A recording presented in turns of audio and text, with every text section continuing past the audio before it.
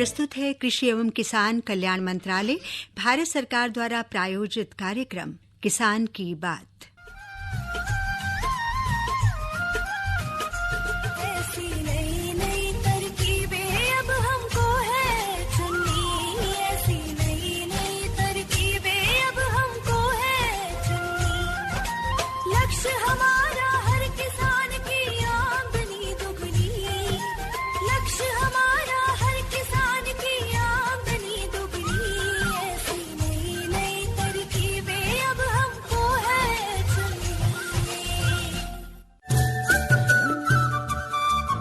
इस कार्यक्रम के प्रायोजक है कृषि एवं किसान कल्याण मंत्रालय, भारत सरकार।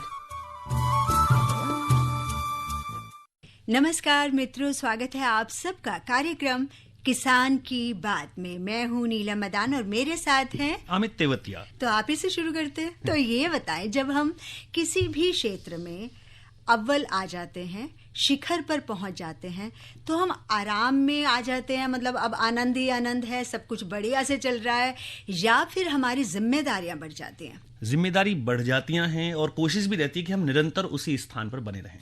बिल्कुल, ये हमारे लिए मैं कहूंगी कि एक दुगनी चुनौती आ जाती है हमारे सामने, एक डबल हमारे सामने चैलेंज होता है कि एक तो अपने शिखर पर बने रहना और दूसरा उस पर नई संभावनाएं तलाशना है ना। हमने शुरू में कहा था कि नई नई तरकीबें सोचना, जिससे हम उस क्षेत्र में और नए आयाम स्थापित कर सकें, अपने आप को और बेहतर साबित कर सकें। और साथ में ये जो अब हमारा मुकाबला होता है ना, किसी और से नहीं होता, अपने आप से मुकाबला होता है। और ऐसा हमारे साथ भी हो रहा है अमित, क्योंकि हम सब के लिए एक बड़ा गर्व का विषय है कि हम दुग्ध उत्पादन में पूरी दुनिया में अव्वल हैं। बिल्कुल नीलम, और हमारे श्रोता समझ गए होंगे कि आज जब बात चली है दुग्ध उत्पादन की, हम दूध से जुड़े हैं, तो सबसे पहले हम अपने सभी श्रोताओं को विश्व दुग्ध दिवस की शुभकामनाएं देते हैं। बिल्कुल, आज है विश्व दुग्ध दिवस और आज हम सब क्या सोच रहे हैं? हम सोच रहे हैं कि दूध जिसे हमने अमृत का दर्जा दिया है, दूध जिसे हम एक संपूर्ण खाद्य पदार्थ मानते हैं और आज पूरी दुनिया उसे मानती है और उसे ये स्थापित करना चाहती है कि हाँ, ये कंप्लीट फूड है, ये पूरा मतलब हर तरह से ये सबके लिए अच्छा, चाहे बच्चे हों, बुजुर्ग हों, युवा हों, ये सबकी सेहत का साधन है। और मैं तो कहूँगी सबके पोषण का साधन है, हमारे भारत की अर्थव्यवस्था की भी सेहत का साधन है ये दुग्ध उत्पादन। बिल्कुल, आपने सही कहा कि जब अर्थव्यवस्था की हम बात करते हैं भारत की, तो दुग्ध विशेष महत्व रखता है। और अब जिम्मेदारी आ जाती है इस देश के युवाओं पर, इस देश के उस शिक्षित वर्ग पर कि जो नए आयाम गढ़े, अनुसंधान करे, शोध करे और इसमें इस निरंतरता को बनाए रखने के लिए कोई महत्वपूर्ण अथक प्रयास और स्थान दे, जिसके लिए हम प्रस्तुत करते हैं कार्यक्रम किसान की बात। जी हाँ, दुग्ध उत्पादन दिवस पर आज हमारे साथ विशेषज्ञ हैं डॉक्टर KML पाठक। आप पूर्व कुलपति रहे हैं पंडित दीनदयाल उपाध्याय पशु चिकित्सा विश्वविद्यालय मथुरा के। उनका बहुत बहुत स्वागत करते हैं। डॉक्टर साहब, आपका बहुत बहुत स्वागत। धन्यवाद नीलम जी। मैं भी FM गोल्ड के सभी श्रोताओं को आज विश्व दुग्ध दिवस की बहुत बहुत शुभकामनाएं देता हूं।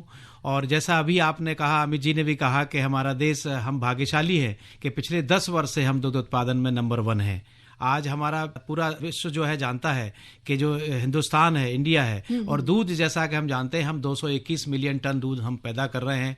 और एक चीज़ और बताऊं नीलम जी कि विश्व में दूध उत्पादन के साथ साथ कंज्यूम भी हम सबसे ज़्यादा हम ही करते हैं। हाँ। सबसे ज्यादा दूध का कंजम्पशन अगर कहीं होता है तो हमारे देश में ही होता है। प्रोड्यूस भी हम ही कर रहे हैं और हम जो है उसका कंजम्पशन भी। मगर हम चाहते हैं डॉक्टर साहब कि ये कंजम्पशन भी हम पूरा कर सकें, देश के उपभोक्ताओं की मांग की आपूर्ति भी निरंतर होती रहे और हम विदेशों में भी निर्यात की बेहतर संभावनाएं तलाशें। और इसके लिए हम चाहते हैं कि जितने भी हमें सुन रहे हैं हमारे श्रोता, हमसे जुड़े और अगर वो जानना चाहते हैं कि कैसे दुधारू पशुपालन में वो अपनी आजीविका कमा सकते हैं, नए नए वो ऐसे क्षेत्रों में जा सकते हैं, आत्मनिर्भर बन सकते हैं, उसके लिए वो हमारे से जुड़ सकते हैं। बस इतना करना होगा कि हमारा फोन नंबर मिलाएं 23421608। बिल्कुल, और हमारे श्रोता जो दिल्ली का STD कोड है जो 011, इस फोन नंबर से पहले आप लगाना ना भूलें। हमारे स्टूडियो में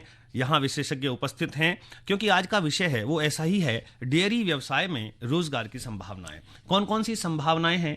हम जब अपने बच्चों की शिक्षा पर ध्यान देते हैं तो कोशिश रहती है कि खास ध्यान 10वीं और 12वीं के बाद होता है कि वो कौन सा क्षेत्र चुनना है। जी, जी। तो इसी के लिए अपार संभावनाएं हैं। ये तो डॉक्टर साहब बताएंगे, यहाँ कार्यक्रम में हैं, तो चलते हैं डॉक्टर साहब के पास। बिल्कुल बिल्कुल, मैं कहना चाहूंगी अमित, आपने कहा कि 10वीं और 12वीं, मैं तो कहती हूँ शिक्षित है, अल्प शिक्षित है, जी, जी। महिला है, पुरुष है, युवा है, सभी इस रोजगार में आ सकते हैं।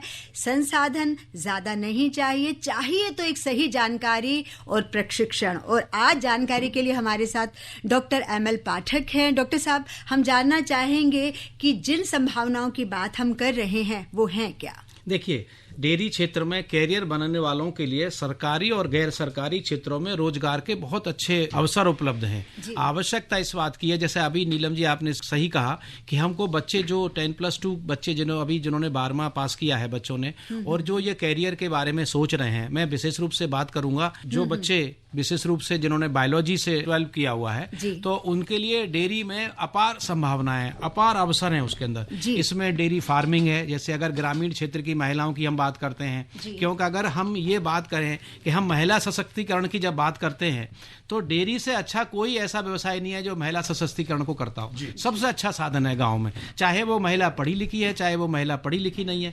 तो मैं जैसा कह रहा था कि जो बच्चे हैं जिन्होंने 10+2 किया हुआ है, उन बच्चों को डेयरी फार्मिंग में जा सकते हैं, डेयरी इंडस्ट्री में जा सकते हैं, इसके अलावा मिल्क प्रोडक्शन में भी जा सकते हैं। तो उनको आवश्यकता ये है कि 12वें के बाद आपको ये देखना है कि आप किस परीक्षा में जाना चाहते हैं। आप डेयरी टेक्नोलॉजी में बीटेक कर सकते हैं। हमारे देश में बहुत सारे, हर राज्य में संस्थान है, ऐसा नहीं है कि सिर्फ दिल्ली में NCR में ही संस्थान है। हमारे पूरे जितने भी राज्य हैं, हर राज्य में जो है डेयरी में, चाहे वो डिप्लोमा करना चाहते हैं तो डिप्लोमा भी है, अगर आप डिग्री करना चाहते हैं तो डिग्री कर सकते हैं। जी डॉक्टर साहब, हम इस पर चर्चा जरूर करेंगे, अपार संभावनाएं इसमें। एक श्रोता हमसे जुड़ रहे हैं, आइए जानते हैं कि वो क्या पूछना चाहते हैं। जी, हेलो। मैं फिलहाल दिल्ली से बोल रहा हूँ, सुबोध मेरा नाम है। जी शिवो जी, प्रश्न पूछें। प्रश्न पूछना चाह रहे हैं कि हम डेयरी का रोजगार करना चाह रहे हैं, तो मुझे कहाँ से पैसा मिल सकता है? जी देखिए सुबोध जी, बहुत अच्छा सोच रहे हैं। अगर आप डेयरी का व्यवसाय करना चाहते हैं तो 2 बातें बताना चाहूंगा सुबोध जी आपको, कि एक तो पहले आप ये निश्चित करो कि डेयरी छोटे स्तर पर करना चाहते हैं या बड़े स्तर पर करना चाहते हैं। छोटे स्तर पर भी करना चाहते हैं और बड़े स्तर पर भी करना चाहते हैं, उसके लिए सुबोध जी आवश्यक यह है कि आपको उसके लिए पहले प्रशिक्षण बहुत जरूरी है। तो आप तो दिल्ली में रह रहे हैं, तो आपके लिए तो हमारा एक national dairy research institute Karnal में है। तो आप जैसे जो लोग युवा हैं जो इस व्यवसाय से जुड़ना चाहते हैं, तो प्रशिक्षण दिया जाता है और इस प्रशिक्षण का कोई फीस नहीं है किसी प्रकार का। इसके अलावा आप नजदीक का कृषि विज्ञान केंद्र में संपर्क करें, वो भी आपको जो है, साथ ही साथ आपको इस एक जो डेयरी का एक प्रोजेक्ट बनाना होगा, क्योंकि आप इसके लिए लोन लेंगे, आप बैंक के पास जाएंगे। भारत सरकार की बहुत सारी योजनाएं हैं। पिछले 5-6 वर्ष में तो इस क्षेत्र को विकसित करने के लिए भारत सरकार ने आप जैसे लोगों को, युवाओं को, युवतियों को आगे बढ़ाने के लिए बहुत सारी स्कीम्स हैं, जिनके तहत आप लोन ले सकते हैं, आपको सब्सिडी मिलती है, आप नाबार्ड बैंक जाएं। तो कहने का तात्पर्य है कि ये जो डेयरी का व्यवसाय है जब ही फायदेमंद होगा अब आप पूरी प्रशिक्षण के साथ व्यवसाय को करते हैं। जी धन्यवाद आपका डॉक्टर साहब। जैसे कि आपने शुरू किया था महिलाओं के योगदान को लेकर, और सही में अगर हम डेयरी उद्योग की बात करते हैं तो पुरुष से ज्यादा महिलाएं इस उद्योग को आगे बढ़ा रही हैं, योगदान दे रही हैं। हम देखते भी हैं कि गांव में पशुपालन का काम जो है 2/3 से ज्यादा महिलाएं करती हैं। अगर उनके परंपरागत ज्ञान में विज्ञान का समावेश हो जाए, वैज्ञानिक विधियों का समावेश हो जाए, तो कैसे और उसका फायदा क्या होगा? बिल्कुल सही कहा आपने नीलम जी। जैसे आप कह रही थी कि जो ग्रामीण क्षेत्र की अर्थव्यवस्था है, उस अर्थव्यवस्था में डेयरी सेक्टर का बहुत बड़ा योगदान है। हम अगर गांव के क्षेत्र में देख, 70% जो देश की आबादी है वो गांव में बसती है, और गांव में अगर आप देखोगे तो हर दूसरे घर में कहीं ना कहीं कोई ना कोई महिला इस डेयरी व्यवसाय से जुड़ी है, और वो जानती है कि डेयरी व्यवसाय उनके परिवार की आय के लिए, अच्छा आय के साथ साथ नीलम जी ये जो है पोषण का भी बहुत अच्छा वो है, क्योंकि जो दूध है वो जैसे आपने पहले ही कहा था कि दूध अपने आप में एक संपूर्ण आहार है। तो हमारे बच्चों के लिए, हमारे बुजुर्गों के लिए दूध की आवश्यकता है। इसके अंदर विटामिन होता है, इसके अंदर कैल्शियम होता है, इसके अंदर मिनरल होता है। तो जो हमारे देश में जो अभी डेयरी सेक्टर आप देखते हो, उसमें कोऑपरेटिव डेयरी सेक्टर जिसको रोज देखते हैं लोग, चाहे सुबह आपके चैनल पे भी दिखाया जाता है कि महिलाएं गांव से दूध लेके चिलिंग सेंटर पर जा रही हैं, तो महिलाएं इसमें ज्यादा जुड़ी हुई हैं। आवश्यकता हमें यह है कि हमें और ज्यादा इन महिलाओं को प्रशिक्षण देने की है। इसके लिए भी भारत सरकार ने ऐसी महिलाओं को, जो महिलाएं डेयरी सेक्टर से जुड़ना चाहती हैं। अच्छा, एक चीज और बताना चाहूंगा, आपने जब महिलाओं की बात करी है, पहले महिलाएं दूध बेचा करती थी, उन्होंने डेयरी में दूध पैदा किया और बाजार में गए और बाजार में दूध बेचा करते थे। आजकल वैल्यू एडिशन का जमाना आ गया है और महिलाओं को ज्यादा से ज्यादा जो है, जैसे आंगनबाड़ी प्रोग्राम है और बहुत सारे गांव में प्रोग्राम होते हैं, महिलाओं को हमें वैल्यू एडिशन सिखाना है। अब आवश्यकता इस बात की है, मैं श्रोताओं को बताना चाहता हूं कि दूध बेचने से ज्यादा फायदा यह है, आप पनीर बनाइए, आप उसका घी बनाइए। कोविड के दिनों में जब दूध नहीं बिक रहा था तो हमने लोगों को यही समझाया, महिलाओं ने बहुत अच्छा काम किया कोविड के पीरियड में, सभी क्षेत्र जो है प्रभावित हुए थे, लेकिन पशुपालन क्षेत्र या डेयरी का सेक्टर ज्यादा प्रभावित नहीं हुआ था, क्योंकि इन महिलाओं ने यह सीख लिया था कि अगर दूध से हमने घी बना लिया, क्योंकि घी की जो सेल्फ लाइफ होती है वो ज्यादा होती है, तो हमें इन महिलाओं को ज्यादा से ज्यादा प्रशिक्षित करना है। और आपने सही कहा, कोई व्यवसाय करें, अगर व्यवसाय हम पूरी जानकारी के साथ करते हैं, हम वैज्ञानिक पद्धति से करते हैं, आपको पशु रखेंगे, आप चाहे डेयरी खोलेंगी या खोलेंगे, चाहे भैंस रखेंगे या गाय रखेंगे, वो भी एक अच्छी जाति का, प्रजाति का होना चाहिए, स्वस्थ होना चाहिए। जी बिल्कुल। नीलम, बात अभी डॉक्टर साहब से करेंगे, लेकिन इस कार्यक्रम में समय है एक संदेश का, पहुंचाते हैं अपने श्रोताओं तक। जोखिम से निकल कर फसल आए, सुरक्षित हो जाए,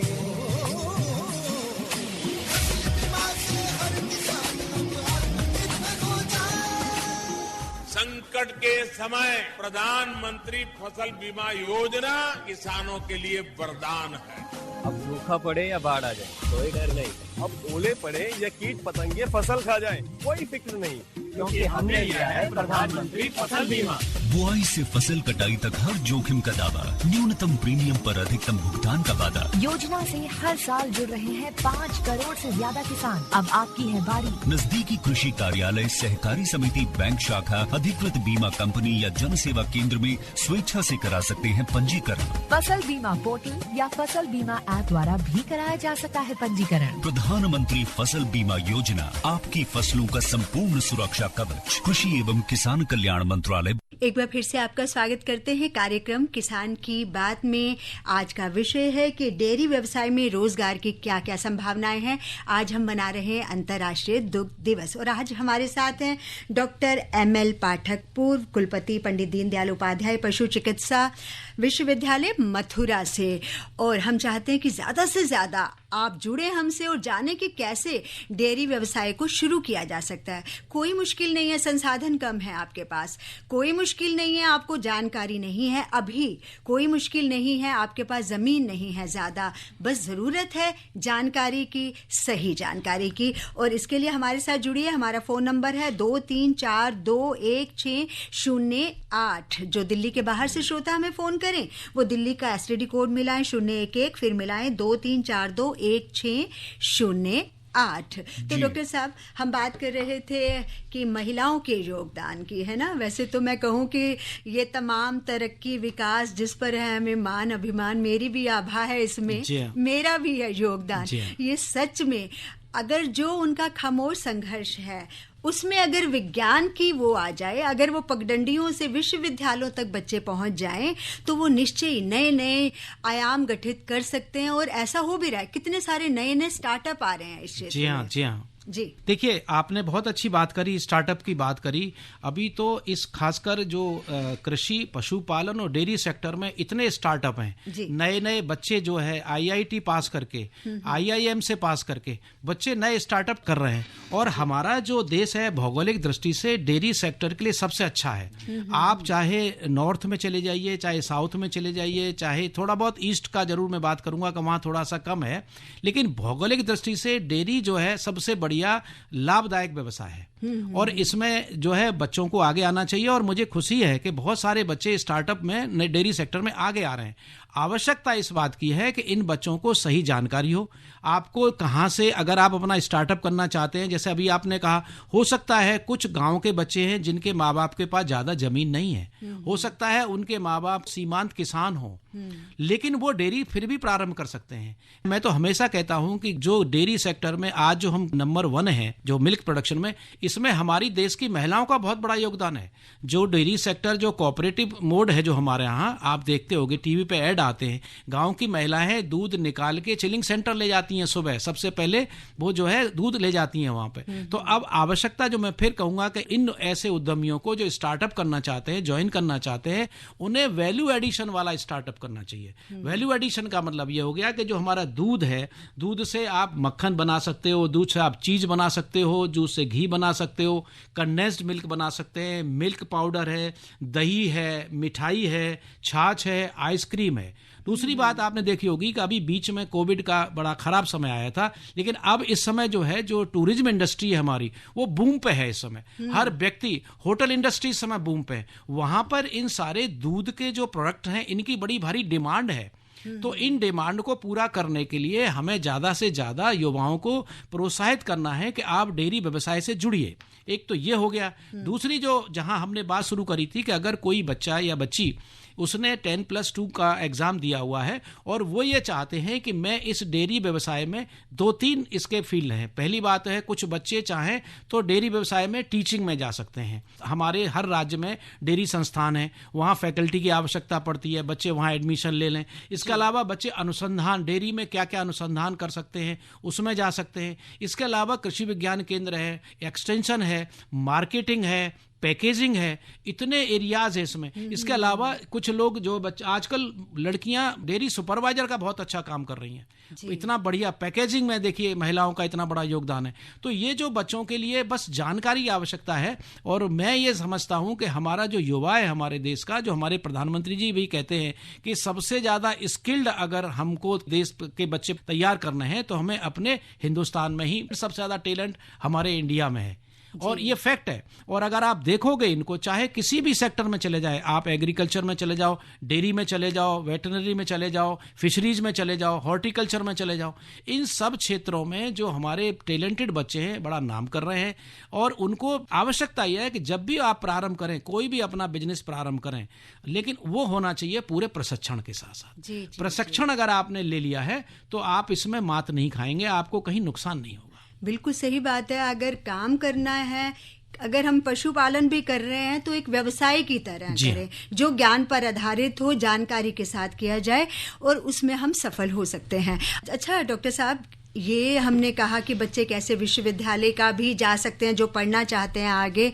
सरकार ऐसे युवाओं की कैसे मदद कर रही है जो ज़्यादा शिक्षित तो नहीं हैं और अभी भी वो इसे एक रोजगार के रूप में अपनाना चाहते हैं? क्योंकि मुझे लगता है इन तमाम जो हमारा विकास है उसे देख के कि आत्मनिर्भरता का एक मजबूत खंबा है डेयरी उद्योग। देखिए, अभी पहली दफे हम लोग जो है अमृत महोत्सव में है, यानी हम 75 साल मना रहे हैं अपने। इस अमृत काल में बहुत सारे नए काम भारत सरकार के द्वारा किए गए हैं युवाओं को लाने के लिए, आगे बढ़ाने के लिए, और उसमें एक डेयरी व्यवसाय भी है। तो एक राष्ट्रीय डेयरी विकास कार्यक्रम माननीय प्रधानमंत्री जी ने प्रारंभ किया है।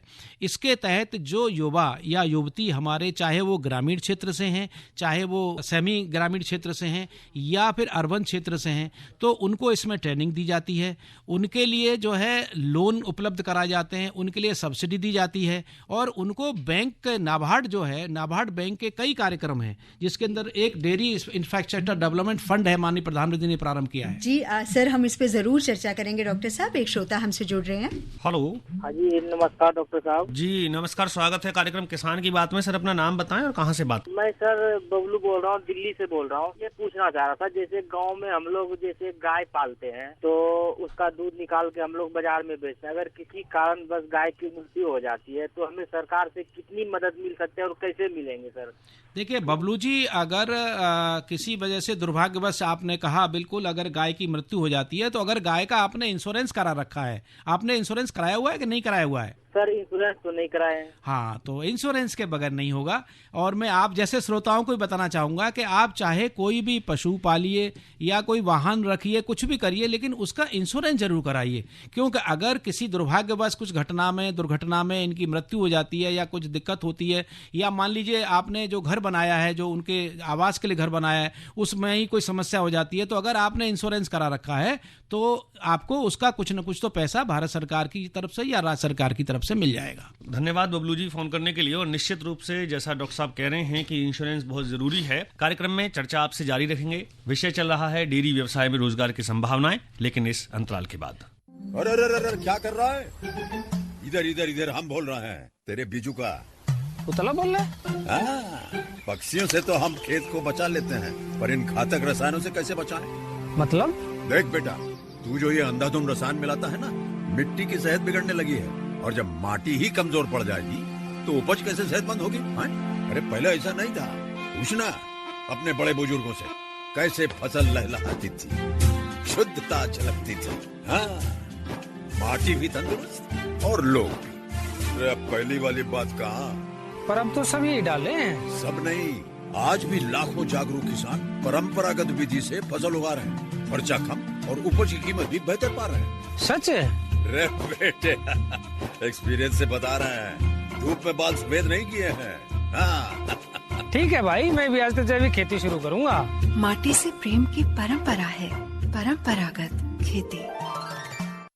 साथियों, आप हमारे साथ बने हुए हैं 100.1 मेगाहर्ट्ज FM गोल्ड पर कार्यक्रम किसान की बात में। लगातार बातचीत चल रही है डॉक्टर KML पाठक जी से कि किस प्रकार से हम डेयरी व्यवसाय में रोजगार की संभावनाएं तलाश रहे हैं। इस देश के युवाओं को इस क्षेत्र से किस प्रकार से लाभ मिल सकता है। डॉक्टर साहब ऐसी सटीक जानकारी कार्यक्रम में दे रहे हैं कि निश्चित रूप से अगर हमारे श्रोता इसको ध्यान से सुनेंगे और अमल करेंगे तो इस पर अमल किए ऊपर उन्हें लाभ अवश्य मिलेगा। कहते हैं कि सब पढ़ाई धूल है, पढ़कर जो अमल किया ना, तो अमल करना जरूरी है।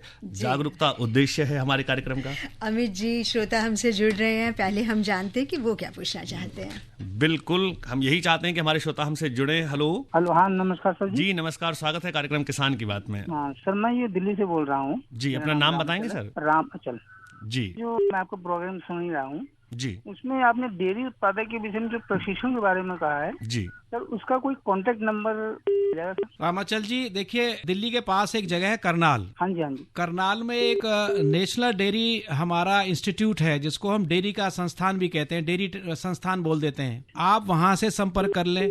आप अगर गूगल पे जाएंगे तो आपको वहां का नंबर मिलेगा। इसके अलावा अगर आप और थोड़ा सा दूर जाना चाहते हैं, हिसार से आपको ट्रेनिंग मिल जाएगी तो वहां पर। और एक चीज और बताऊं, मैं फिर जोड़ दूंगा कि आप जैसे युवा लोगों को या जो लोग इस व्यवसाय से जुड़ना चाहते हैं, उनको प्रशिक्षण की कोई पैसे नहीं लिए जाते इन संस्थानों से।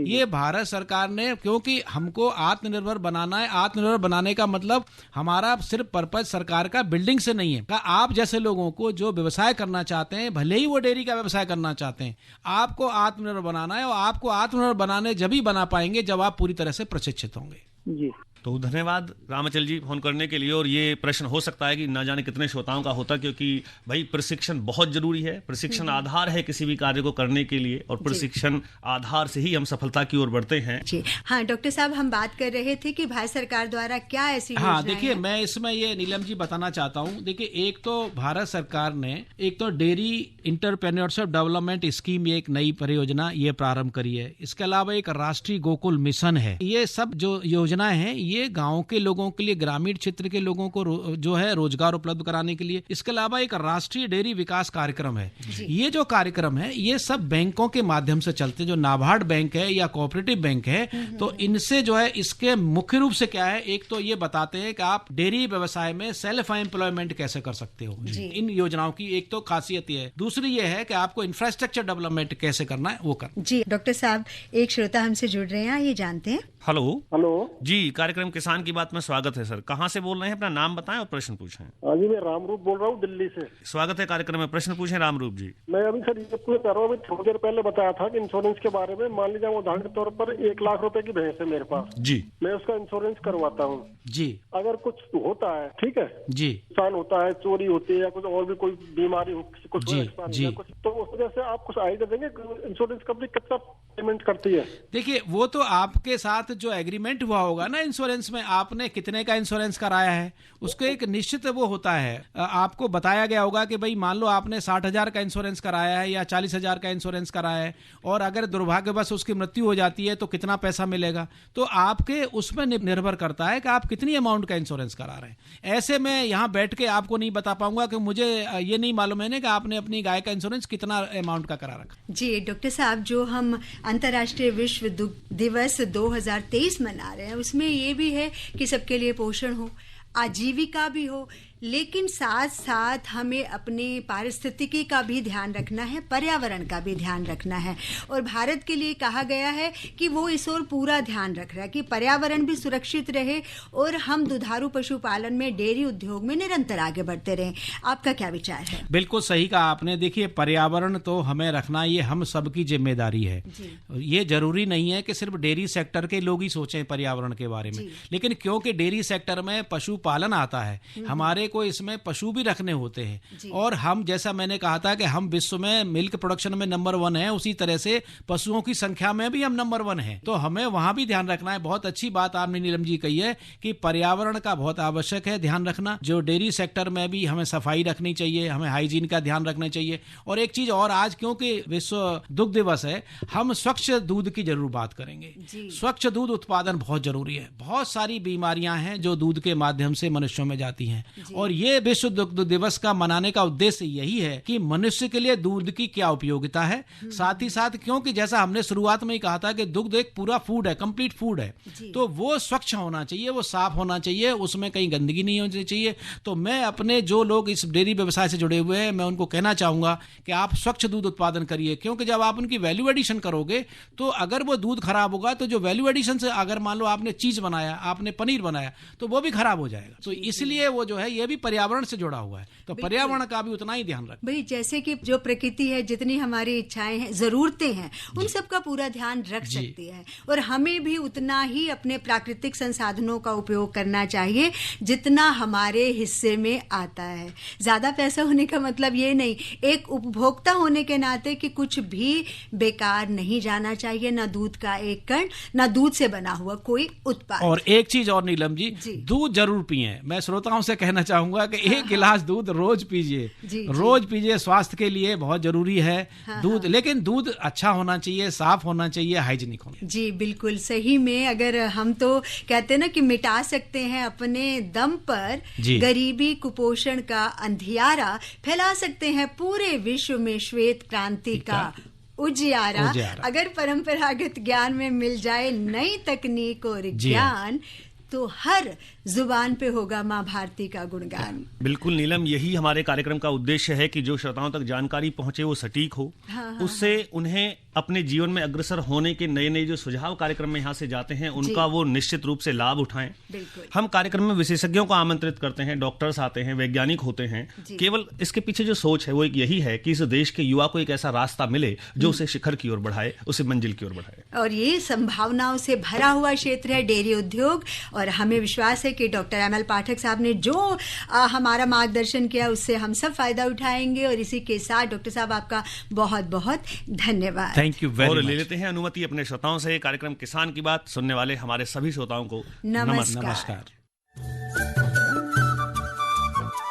इस कार्यक्रम के प्रायोजक थे कृषि एवं किसान कल्याण मंत्रालय, भारत सरकार।